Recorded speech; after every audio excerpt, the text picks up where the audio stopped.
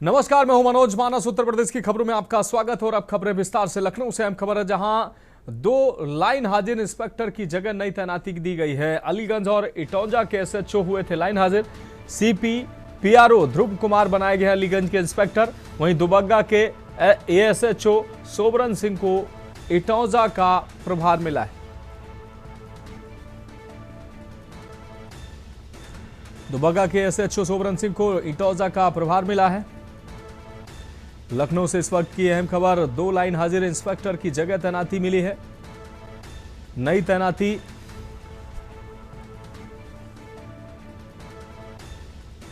सीपीपीआरओ ध्रुव कुमार बनाए गए अलीगंज के इंस्पेक्टर। दुबग्गा के एसएचओ सोबरन सिंह को इटौंजा का चार्ज मिला है। तो लखनऊ से अहम खबर, 2 लाइन हाजिर इंस्पेक्टर की जगह तैनाती हुई है।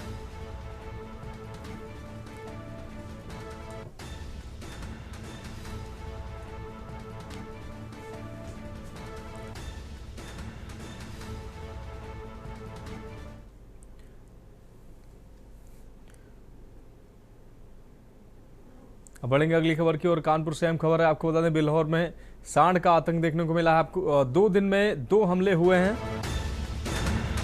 शुक्रवार को सांड ने वृद्ध को उठाकर पटका था। हालत गंभीर बताई जा रही थी। घायल वृद्ध अस्पताल में भर्ती कराए गए थे। हालत नाजुक उनकी बताई जा रही। शनिवार को सांड ने कांस्टेबल राम नरेश पर हमला किया है। सिंह वाहिनी मंदिर के पास ड्यूटी के दौरान यह हमला हुआ है। लगातार 2 दिनों से 2 घटनाएं हुई हैं। हमले में कांस्टेबल राम नरेश घायल हुए हैं। हड़कंप मचा है।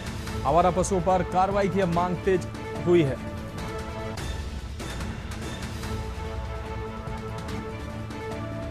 तो हमले में कांस्टेबल राम नरेश घायल हुए हैं, जिससे हड़कंप मचा।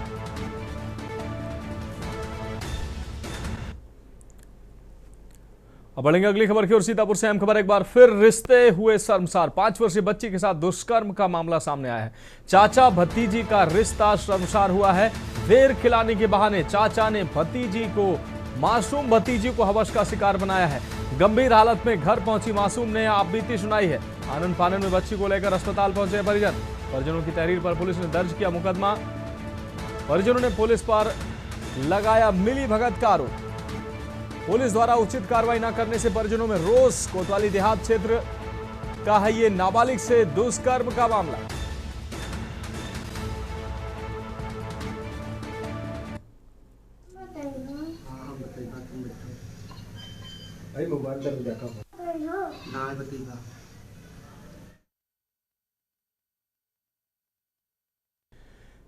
बढ़ेंगे अगली खबर की ओर। जौनपुर से अहम खबर, दबंगों ने इंसानियत को शर्मसार किया। मंदबुद्धि महिला की सरेराह की गई है पिटाई। सोशल मीडिया पर वायरल हो रहा है वीडियो। केरारवीर मंदिर के पास का बताया जा रहा है वीडियो। शहर कोतवाली के सद्भावना पुल का यह मामला है।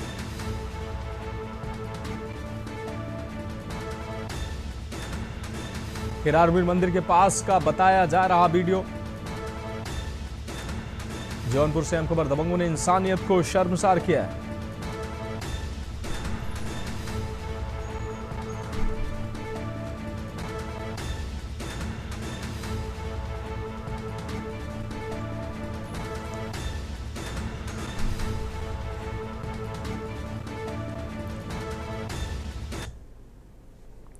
और अगली खबर का रुख करेंगे। कान्हा की नगरी मथुरा में प्रसिद्ध गौरक्षक फरसा वाले बाबा की संदिग्ध परिस्थितियों में मौत हुई है और मौत ने अब एक बड़ा धार्मिक और राजनीतिक तूल पकड़ लिया है। प्रख्यात कथावाचक देवकीनंदन महाराज ने इस घटना पर गहरा शोक व्यक्त करते हुए सीधे तौर पर सनातन की हत्या करार दिया है।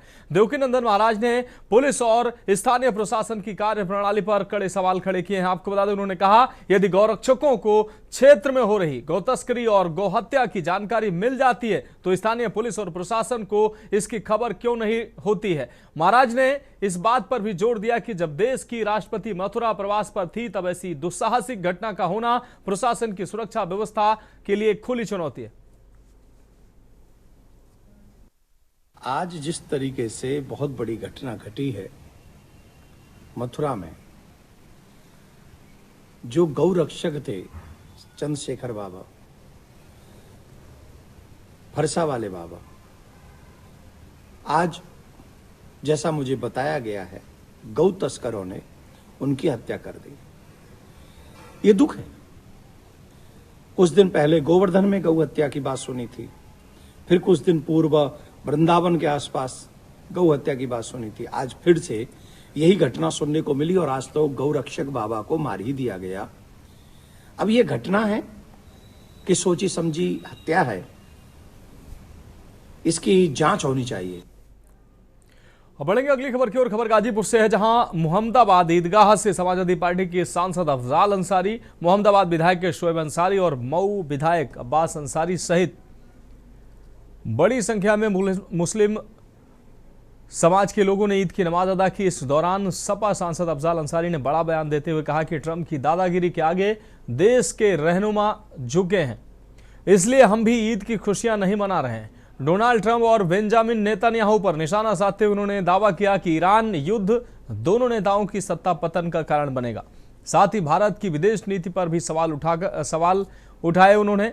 सांसद अफजाल अंसारी ने कहा कि ट्रंप ने बयान दिया कि मैं जब चाहूं तब नरेंद्र मोदी का करियर खत्म कर दूं। सवाल उठाते हुए कहा कि ये क्या वो इन्हें रुस्वा कर रहा है और ये उसी की जमात में खड़े हैं। ईद की मुबारकबाद देंगे और अमन व अमान के साथ ये त्योहार मनाया जाए। खास तौर से हम वतन भाइयों को हम ईद के मौके पर अपनी पुरखुलूस मुबारकबाद देते हैं और जो दुनिया में बदअमनी फैली हुई है और ख़ास तौर से अमेरिका और इजराइल की तरफ से बेगुनाहों पर अपने नशे में, ताकत के नशे में जो जुल्म ढाया जा रहा, उसके लिए हम हिंदुस्तान की हुकूमत से भी और हिंदुस्तान की आवाम से भी चाहते हैं कि वो जालिम के खिलाफ और मजलूम के हक में आवाज़ बुलंद करें। अब बढ़ेंगे अगली खबर की ओर। बांदा जनपद में रसोई गैस की भारी किल्लत ने आज उग्र रूप धारण कर लिया। घंटों लाइन में लगने के बाद भी गैस न मिलने से नाराज उपभोक्ताओं ने जेल रोड पर जाम लगा दिया और प्रशासन के खिलाफ जमकर नारेबाजी की। प्रत्यक्षदर्शियों के अनुसार उपभोक्ता सुबह तड़के से ही गैस वितरण केंद्र पर लाइन लगाकर खड़े थे। जैसे जैसे दोपहर हुई और स्टॉक खत्म होने की बात सामने आई, लोगों का गुस्सा फूट पड़ा। आक्रोशित महिलाओं और पुरुषों ने अपने खाली सिलेंडर सड़क के बीचों बीच रख दिए, जिससे आवागमन पूरी तरह से ठप हो गया। जाम की सूचना मिलते ही स्थानीय पुलिस मौके पर पहुंची। प्रदर्शनकारियों का कहना था कि कई दिनों से चक्कर काटने के बावजूद उन्हें खाली हाथ लौटना पड़ रहा है। पुलिस ने काफी मशक्कत के बाद उपभोक्ताओं को समझा बुझाकर गैस आपूर्ति जल्द बहाल करने का आश्वासन देकर जाम खुलवाया।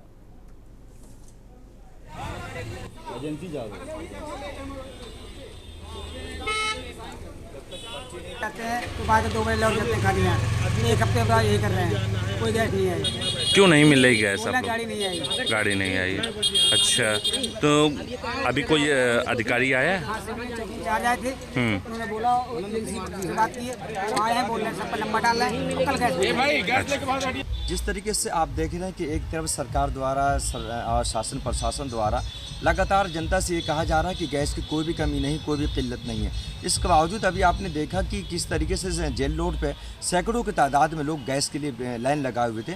एक बड़ा सवाल है कि जब सरकार द्वारा, शासन प्रशासन द्वारा लगातार ये कहा जा रहा है कि गैस की कोई कमी नहीं है, तो फिर जनता क्यों लाइन लगा रही है? क्यों आज जिस तरीके से लोग रोड जाम किए हुए थे, एक बड़ी बात है, एक बड़ा सवाल है। इसलिए मैं सरकार से मांग करता हूँ कि तत्काल जो भी जनता की समस्या है गैस को लेकर के इसे तत्काल समाप्त किया जाए, ताकि किसी भी तरीके से यहाँ की जनता को कोई भी मुसीबत का सामना न करना पड़े।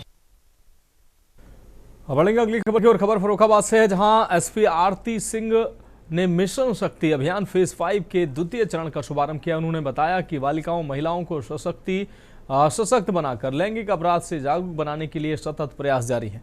इसके लिए जहां नए कानून बनाए गए हैं, वहीं विभिन्न हेल्पलाइन नंबरों के माध्यम से शासन द्वारा उन्हें लाभान्वित किया जा रहा है। अभियान के तहत सभी थानों में मिशन शक्ति टीम जरूरतमंदों की मददगार बन रही है। देखिए, प्रदेश में महिला एवं बालिकाओं की सुरक्षा एवं स्वावलंबन हेतु चलाए गए मिशन शक्ति फेज़ 2 का द्वितीय चरण शुरू हो गया है। कल जनपद फतेहगढ़ में पुलिस लाइन में महिला पुलिसकर्मियों द्वारा एक बाइक रैली आयोजित की गई थी। इसमें हर एक विभागों को अलग अलग कार्य सौंपे गए हैं। इसका जो मुख्य पर्पस है यही है कि जितनी भी बालिकाएं हैं, महिलाएं हैं, उन सब से संवाद स्थापित किया जाए चाहे वो नुक्कड़ नाटक के माध्यम से हो या फिर दौड़ के माध्यम से हो या फिर एक सेंट्रली जो आयोजित जिलाधिकारी और पुलिस अधीक्षक के स्तर पे एक आयोजित मीटिंग है उसके स्तर पे हो। अब बढ़ेंगे अगली खबर की ओर। पवित्र रमजान माह के 30 रोजे रखने के बाद शुक्रवार देर शाम ईद का चांद नजर आया था, जिसके बाद शनिवार को ईद उल फितर का त्यौहार मनाया गया। बेहट कस्बे की शाही ईदगाहों में हजारों अकीदतमंदों को शाही जमा मस्जिद के इमाम मौलाना राशिद जमाल कासमी ने ईद उल फितर की नमाज अदा कराई। इसके अलावा मिर्जापुर, रायपुर, ताजपुर, दबकौरा, सलेमपुर आदि में भी ईद की नमाज मस्जिदों, मदरसों और ईदगाहों में अदा की गई। नमाज के बाद मुल्क व कौम की तरक्की, खुशहाली और अमन व अमान की दुआएं की गई और लोगों ने एक दूसरे के गले लगकर ईद की मुबारकबाद पेश की।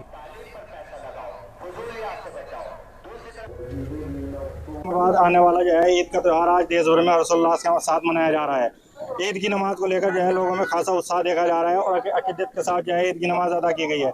इस वक्त हम मौजूद है जनपद सहारनपुर की बेहट की शाही ईदगाह में, जहाँ आप मेरे पीछे देख सकते हैं किस तरीके से जो है लोग नमाज अदा कर जो है वापस लौट रहे हैं। और इसके साथ साथ मैं दिखाना चाहूँगा जो नगर पंचायत बेहट की ओर से जो है शिविर लगाया गया है, उसमें जो है लोग एक दूसरे को जो नगर पंचायत बोर्ड की तरफ से हैं और भी लोग जो है हिंदू मुस्लिम एकता की एक मिसाल यहाँ देखने को मिल रही है।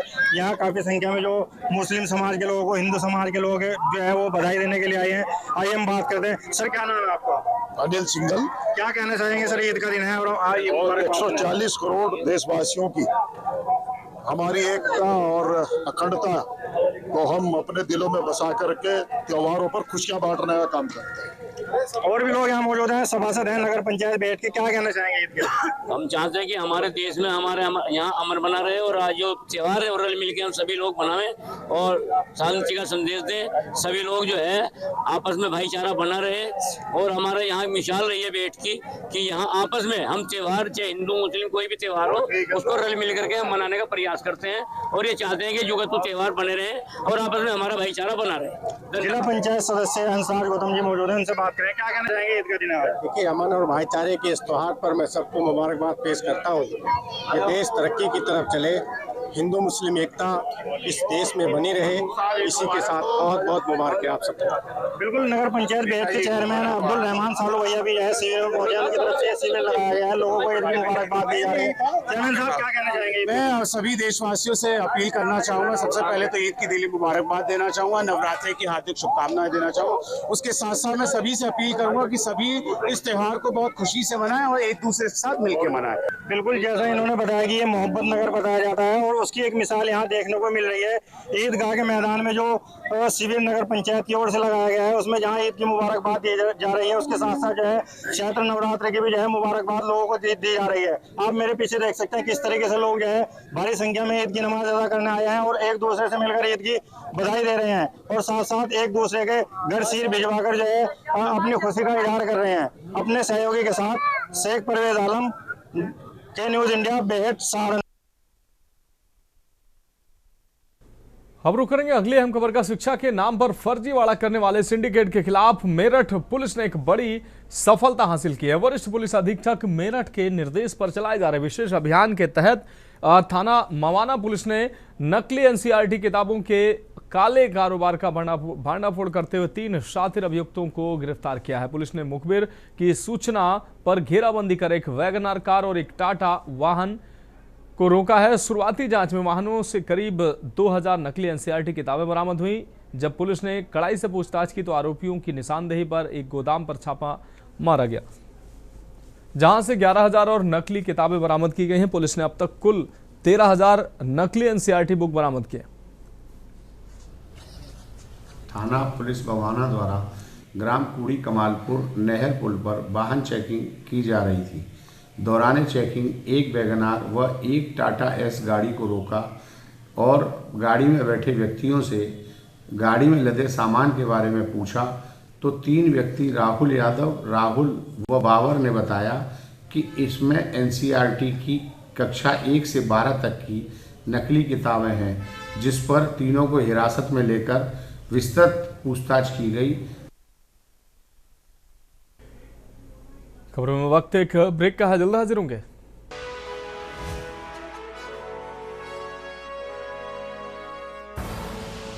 आप देख रहे हैं के न्यूज। खबरों का सारथी। ब्रेक के बाद उत्तर प्रदेश की खबरों में एक बार फिर से आपका स्वागत है। अब बढ़ेंगे अगली खबर की ओर। खबर चित्रकूट से है, जहां एएसपी सत्यपाल सिंह ने आपको बता दें, उत्तर प्रदेश के मुख्यमंत्री योगी आदित्यनाथ के निर्देश पर संचालित मिशन शक्ति फेज 5.0 के दूसरे चरण का शुभारंभ किया। सदर कोतवाली में आयोजित जागरूकता रैली को हरी झंडी दिखाकर रवाना करते हुए एएसपी ने कहा कि नवरात्रि पर शुरू हो रहे इस अभियान के तहत सार्वजनिक स्थलों पर मोबाइल वैन, कैंप और स्टॉल लगाकर महिलाओं सहित युवतियों को जागरूक बनाया जाएगा। उन्हें अनेक अधिकारों, सुरक्षा उपायों और सरकारी योजनाओं की जानकारी भी दी जाएगी। कार्यक्रम में सीओ सीडी अरविंद कुमार वर्मा व महिला इंस्पेक्टर रीता सिंह सहित अन्य पुलिसकर्मी मौजूद रहे।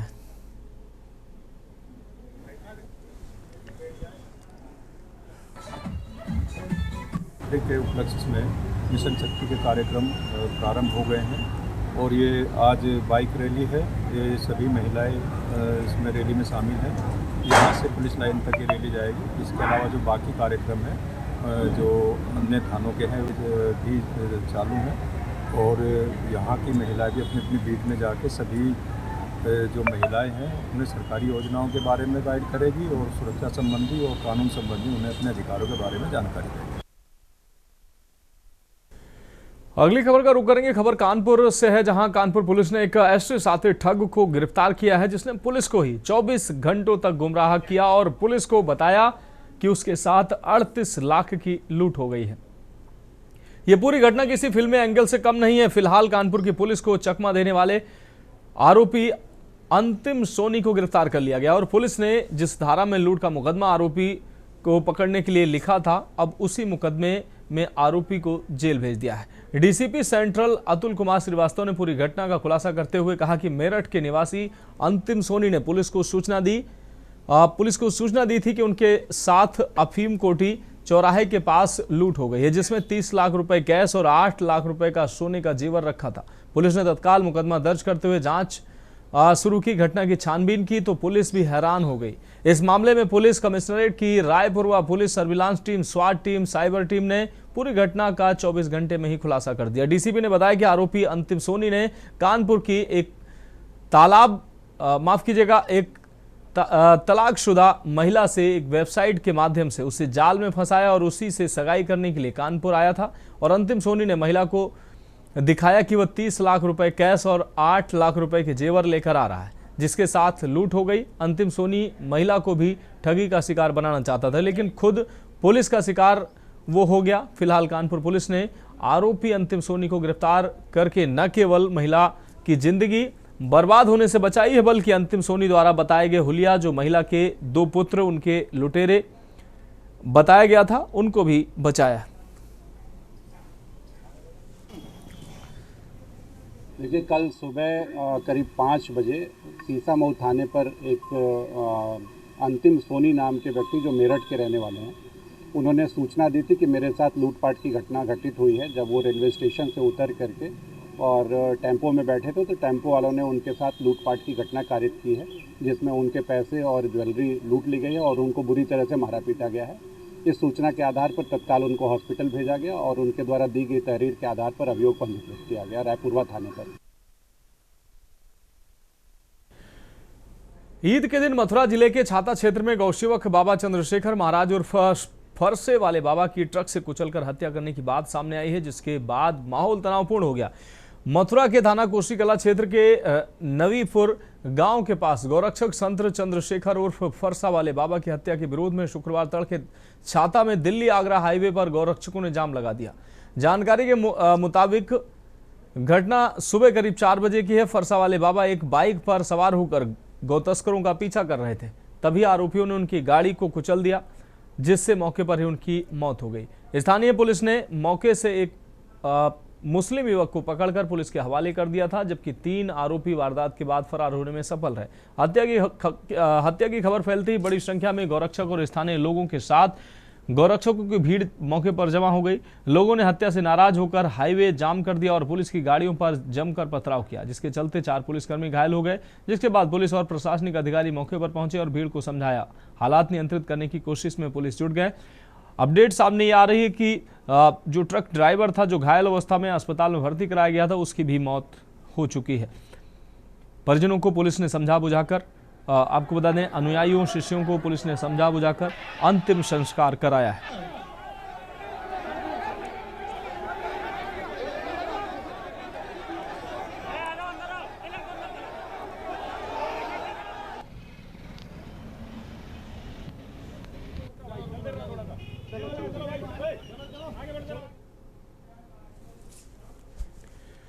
अब बढ़ेंगे अगली खबर की ओर। मथुरा में ब्रज के विख्यात गौरक्षक संत चंद्रशेखर उर्फ फरसा वाले बाबा की संदिग्ध परिस्थितियों में हुई मौत के बाद शनिवार तड़के मथुरा जनपद के कोशी क्षेत्र में हालात तनावपूर्ण हो गए। घटना को लेकर जहां प्रशासन इसे घने कोहरे में हुआ हादसा बता रहा है, वहीं बाबा के समर्थक इसे सुनियोजित हत्या करार दे रहे हैं। इस विरोधाभास ने पूरे इलाके में आक्रोश और अशांति फैला दी। जिलाधिकारी सीपी सिंह के अनुसार 20-21 मार्च की सुबह लगभग 4 बजे हरियाणा सीमा के पास थाना कोसी क्षेत्र में एक वाहन में गौवंश होने की सूचना पर बाबा अपने शिष्यों के साथ एक नागालैंड नंबर के कंटेनर को रोककर जांच कर रहे थे। कंटेनर में साबुन, फिनाइल और शैंपू जैसे सामान भरे पाए गए। इसी दौरान घने कोहरे के चलते पीछे से आ रहे राजस्थान नंबर के तार से भरे ट्रक ने टक्कर मार दी, जिससे बाबा की मौके पर ही मौत हो गई। हादसे में ट्रक चालक घायल हुआ और वाहन क्षतिग्रस्त हो गया। हालांकि घटनास्थल पर मौजूद लोगों और बाबा के अनुयायियों का आरोप है कि बाबा गौ तस्करों का बाइक से पीछा कर रहे थे और इसी दौरान उन्हें जानबूझकर कुचल दिया गया। बताया जा रहा है कि कोटवन चौकी के नवीपुर क्षेत्र में हुई इस घटना के बाद एक युवक को मौके से पकड़ लिया गया, जबकि 3 अन्य लोग फरार हो गए। घटना की खबर फैलते ही क्षेत्र में शोक और आक्रोश की लहर दौड़ गई।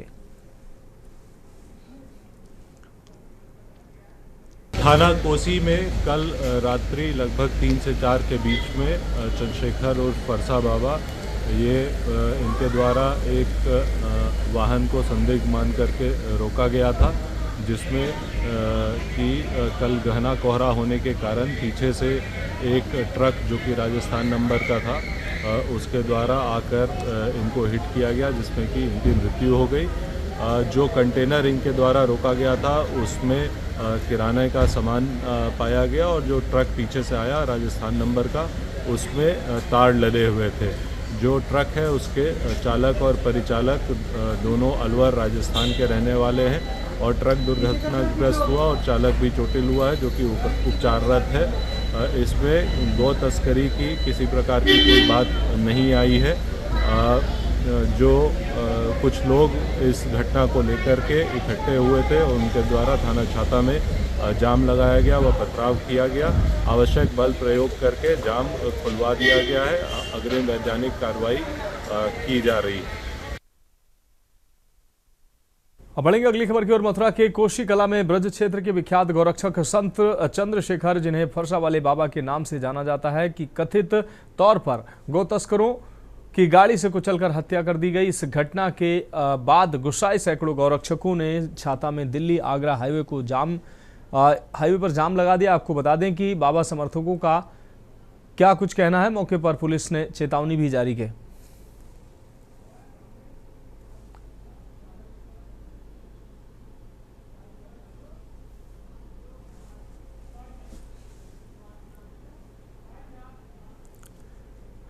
फिलहाल उत्तर प्रदेश की खबरों में इतना ही। मुझे दीजिए इजाजत और आप देखते रहिए के न्यूज़ इंडिया।